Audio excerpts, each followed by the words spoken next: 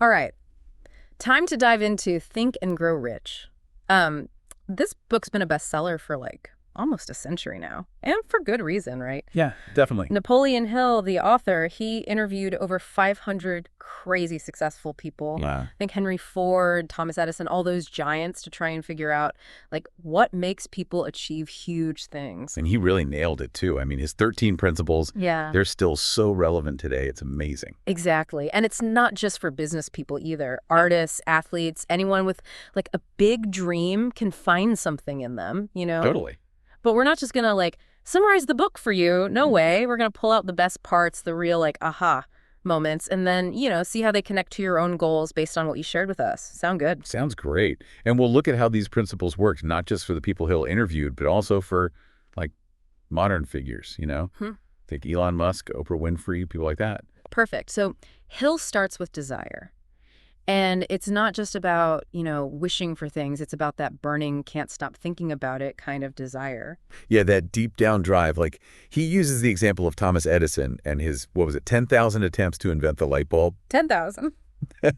But I mean, it's more than just persistence, right? It's got to be that deep belief that success is the only option. You know what I mean? Oh, I see what you mean, yeah.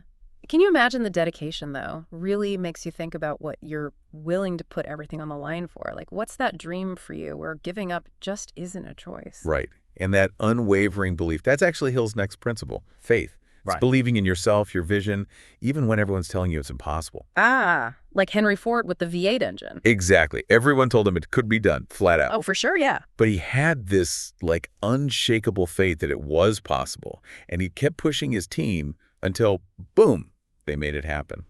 And, Hill ties this really closely to the idea of autosuggestion. Oh, yeah, that's where those affirmations come in, right? Like reprogramming your subconscious by saying things like, I am successful or I achieve my goals. That's it. It's about feeding your mind those Okay. positive statements so much that they become your reality. It's like, think about Muhammad Ali constantly saying, I am the greatest, even before he really was, Mhm. I've always been kind of skeptical about affirmations, honestly, but hearing it in the context of like Henry Ford and Muhammad Ali, it makes me wonder if maybe there's something more to it than I thought. Right. What about you? Do you ever use affirmations, even like without realizing it? Sometimes, yeah. Yeah. Like when I'm facing a tough problem, certain phrases just pop into my head, Yeah. and it kind of helps me stay focused. It's like my own pep talk. It's crazy how our minds work. All right, so we've got desire, we've got faith, and now Hill brings in specialized knowledge.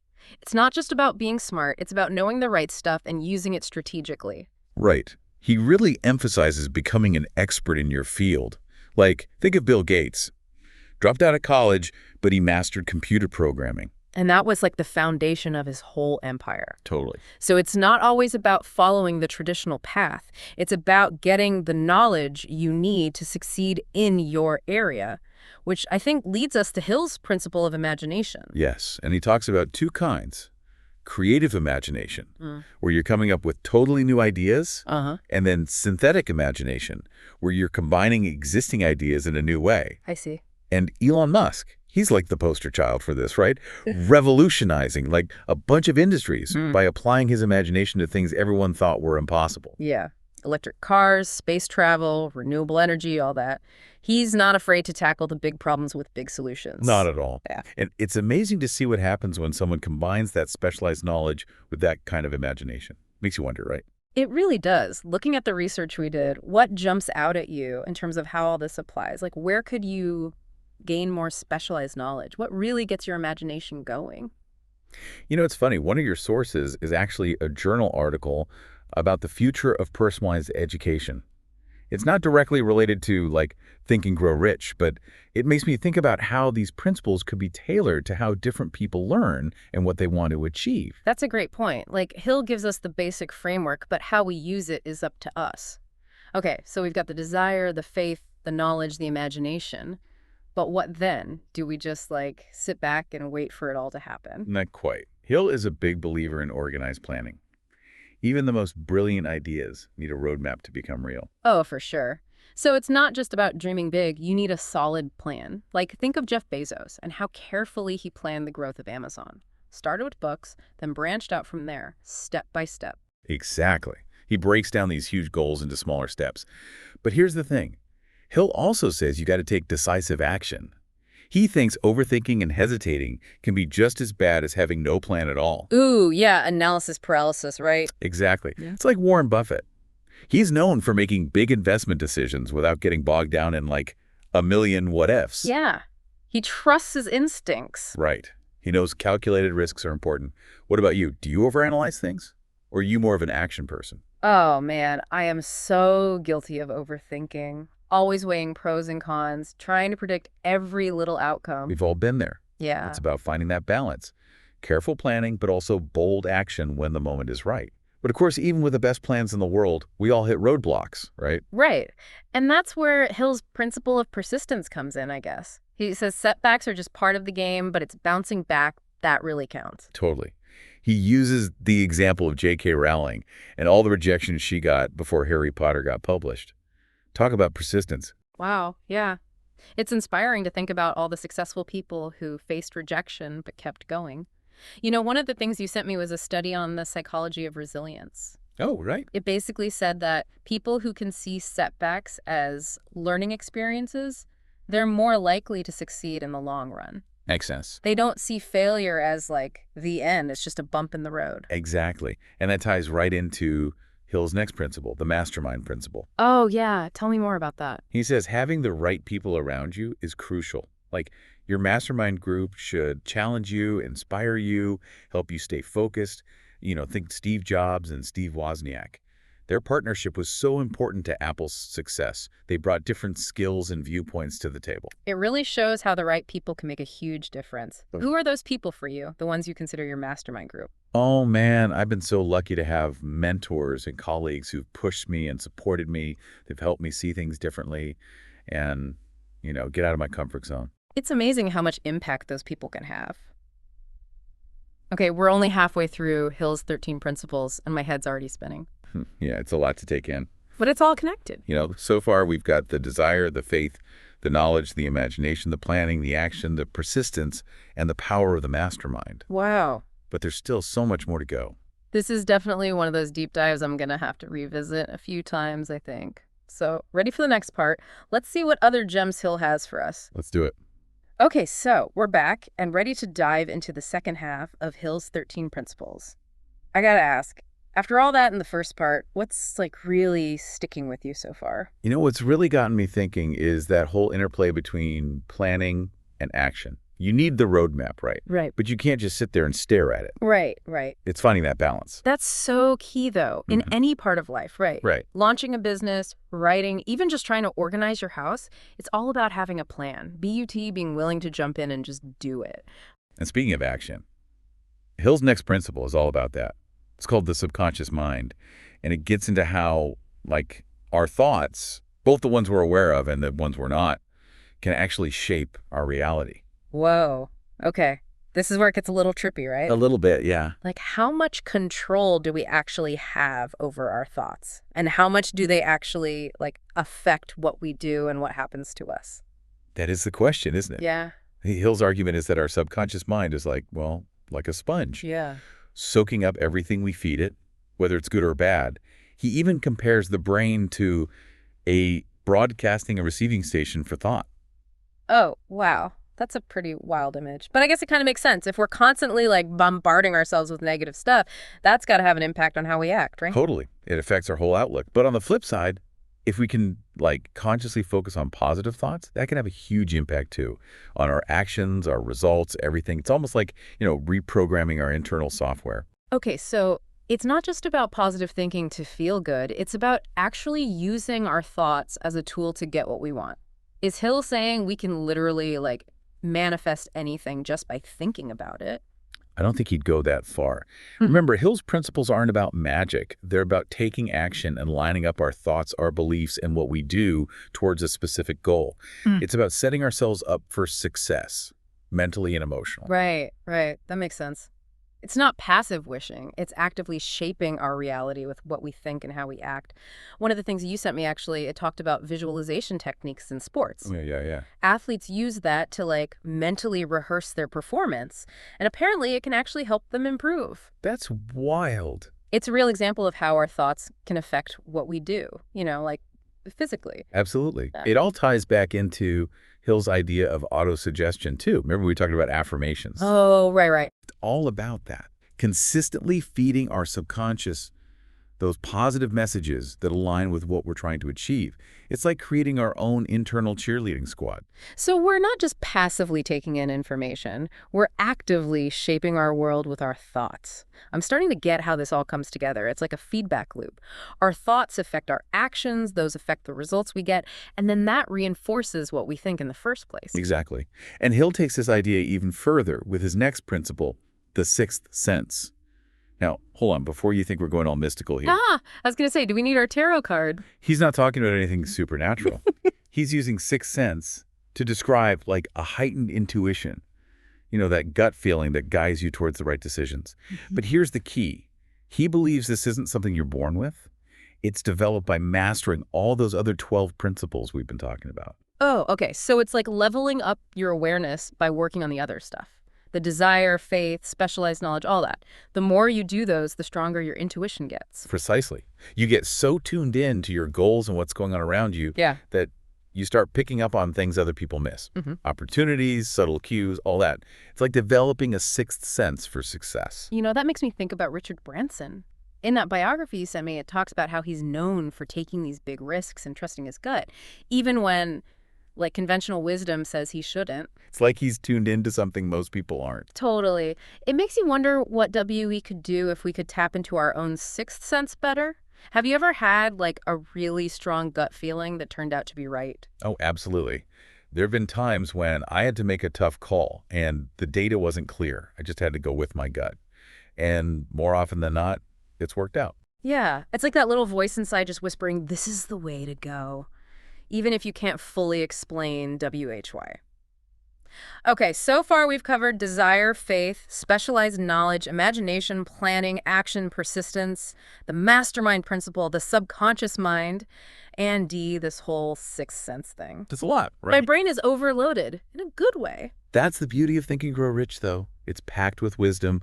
We can come back to it over and over and always find something new. So true. But it's not just about soaking it all in, right? It's about actually using these principles. Right. Hill's giving us the tools, but we got to put them to work. I agree.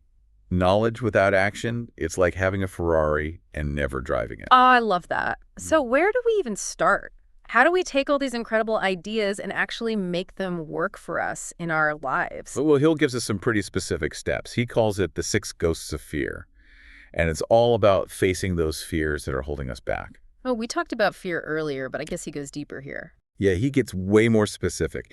Yeah. He says there are 6 major fears that trip people up.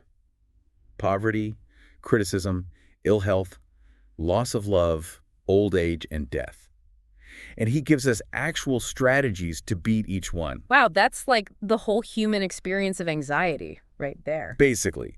But his point is, we don't have to be controlled by these fears. We can acknowledge them, figure out where they're coming from, and come up with ways to deal with them. So it's not about pretending we're not afraid. It's about looking that fear right in the eye and saying, nope, not going to start me. I read somewhere that fear stands for false evidence appearing real. I love that. So much of the time, our fears are based on things that haven't even happened or beliefs we've picked up along the way that might not even be true. It's like we're making up stories about what could happen, and those stories get so powerful they start running the show. Exactly. That's why Hill talks about the importance of having a strong mind, one that's disciplined, focused on our goals, not caught up in those scary what-ifs.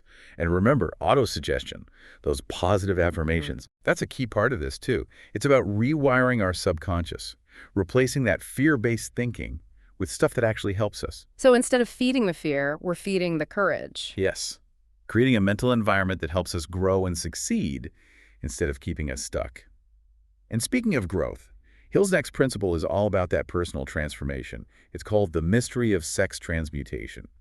Now, before you get the wrong idea. Okay, going a little spicy now. Not really. He's using sex in a much broader sense, like the creative energy inside all of us, the drive, the passion that pushes us to do great things.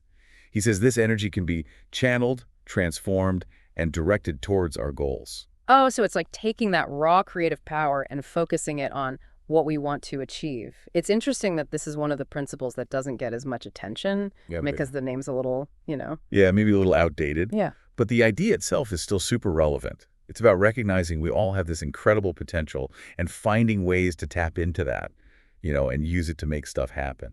I like that. It's about taking that drive and turning it into something productive, meaningful. It's like we're alchemists, right? Turning that energy into gold. Okay, on to Hill's next principle, fear. I feel like this is a big one. Fear can be so powerful. Hill actually says it's the biggest obstacle to success. He breaks down 6 basic fears that hold people back.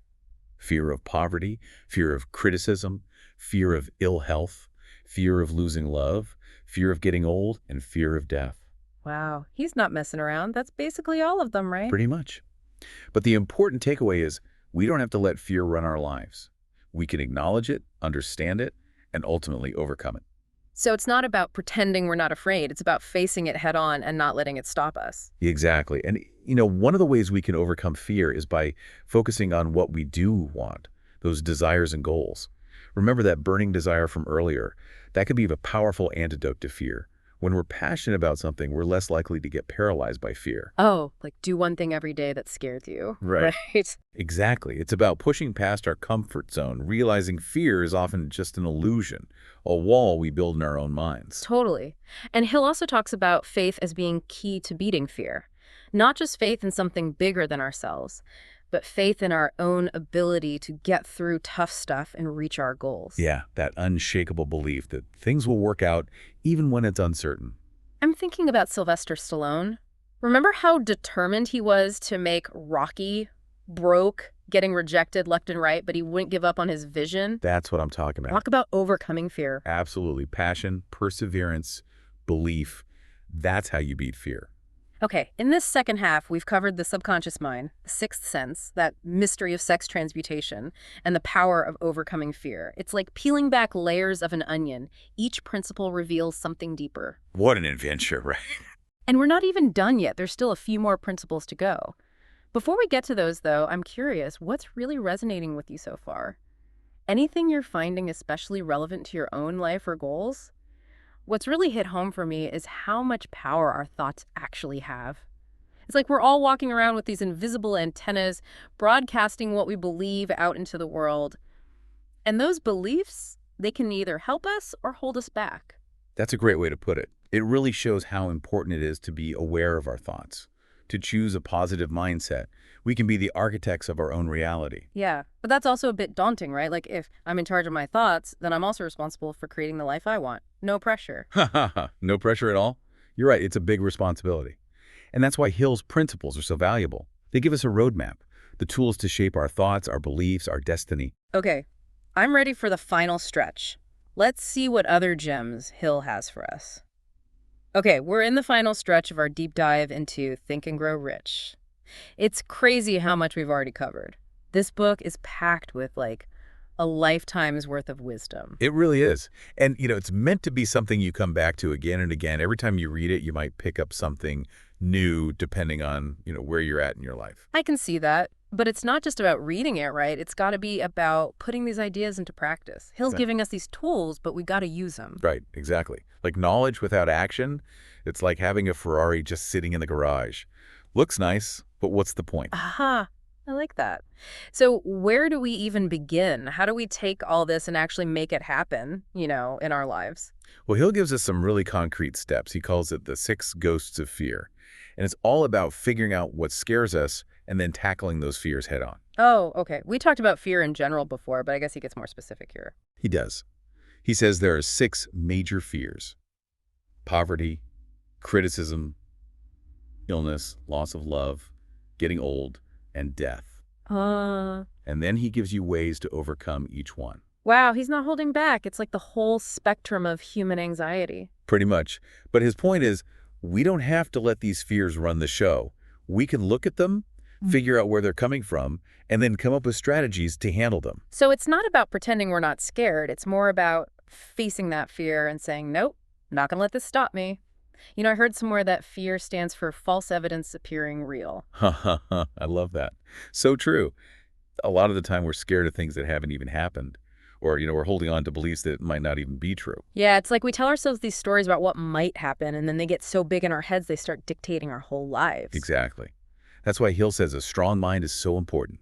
One that's disciplined, focused on what we want, not dwelling on all the scary what-ifs. And remember, autosuggestion, those positive affirmations. That's key here, too. It's about retraining our minds, replacing those negative thoughts with stuff that's actually helpful and empowering. So instead of feeding the fear monster, we're feeding the courage monster. Right. Creating a mental environment that's all about growth and success, not getting stuck in fear and self-doubt. And speaking of growth, Hill's last principle is all about that personal transformation. It's called cosmic habit force, and it's a little more out there than some of the others. Okay, this sounds interesting. Is this where Hill gets into the spiritual side of things? A little bit, yeah. But he presents it in a way that's still practical. He describes cosmic habit force as the power of our habits, both the good ones and the bad ones. He says those habits, they shape who we are and what our lives become. So it's like all those little choices we make every day, they actually add up to create the bigger picture. That's it.